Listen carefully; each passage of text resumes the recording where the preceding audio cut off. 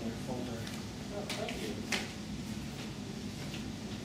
So it's okay that everything is just loose in the folder? Yeah, I got some.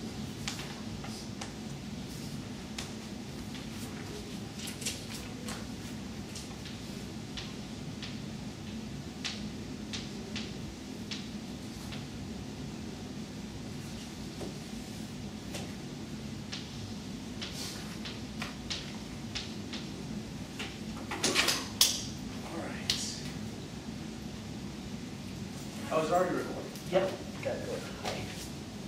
Hey. Thanks for joining us. No problem. All right. I'd like to start today with a quote from my AP English 12 teacher. I would never ask you to agree with me.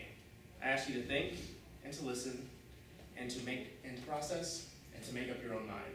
End quote. I'd like you guys to keep this in mind today.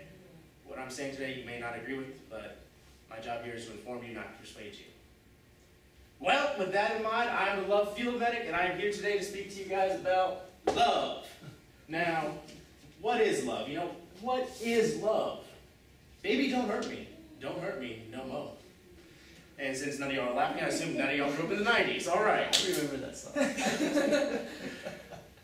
Well, Dictionary.com would define love as a profound, tender, passionate affection for another person.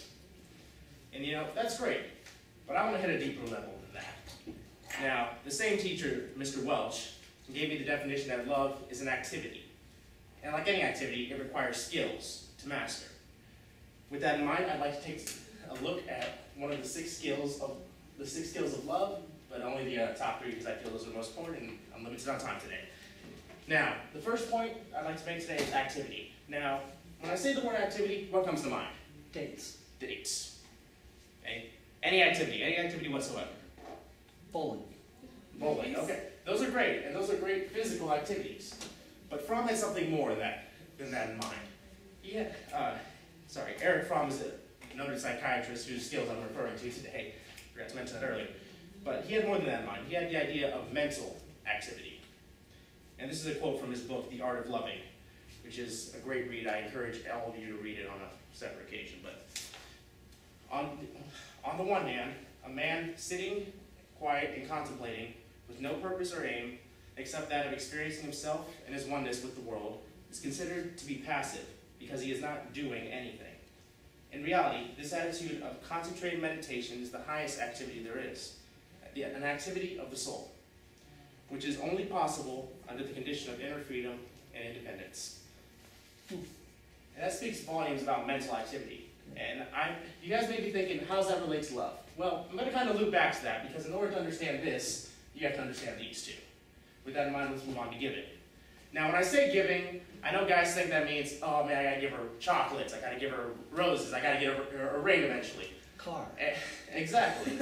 And I know ladies, y'all think he's going to say, oh, y'all better not be saying to him not to give to me. I deserve to give. And I'm not saying that. I'm saying that there's something deeper. When I talk about giving, when I refer to love, I talk about giving of self.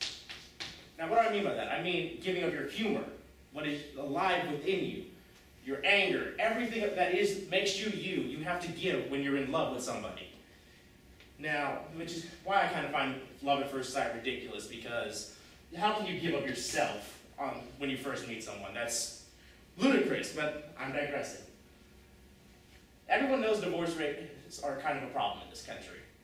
I think that would be less so if we gave less of the physical and more of ourselves. Now, with that in mind, let's move on to knowledge.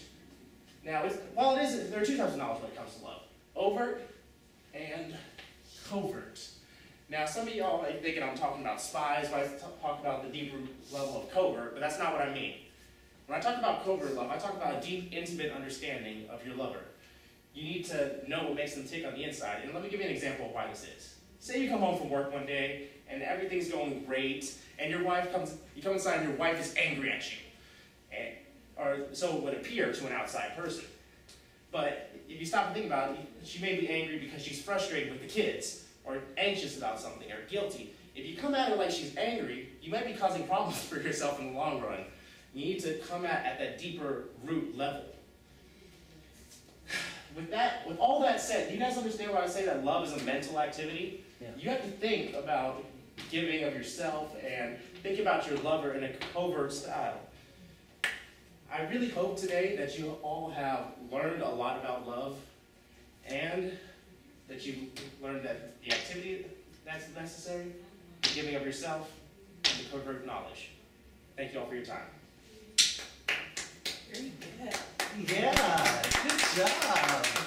Man, I could listen to you do speeches all day. Thank you for making it fun and lively and interesting. I really, really enjoyed that and appreciate it. Thanks. So reading that quote, which by the way was a really great quote about mental activity being the highest form of activity, was a really great quote. I'm wondering though, if you're in the situation of reading from a piece of paper, again, put it behind something hard so that that little bit of shake that you had in your hand doesn't end up being amplified. So that might be an idea to keep in mind for that kind of situation in the future. Okay. Looks like I went way under what it was before. Oh, did you? Yeah. You were just kind of, you were just a little nervous, and that's, see that all the time, even with me. And I need to learn to breathe. Yeah. My instructor has told me, and also just to slow down just a little bit. That's what I always have trouble with. Is I I know. get up in front and I just start like going and going and going. Yeah, get a little flustered up there. Yeah. There's, And I think part of that tied into why we missed the punchline of Baby Don't Hurt Me, because it was happening so fast. I mean, you just started and our eyes are adjusting to you and we're getting this really quick pace, you know, and a lot of times for a punchline to hit us, there's a pause before and then a slow, methodical delivery, you know. So that snuck by us so fast that by the time we realized, oh, he's being funny, you had moved on, you know.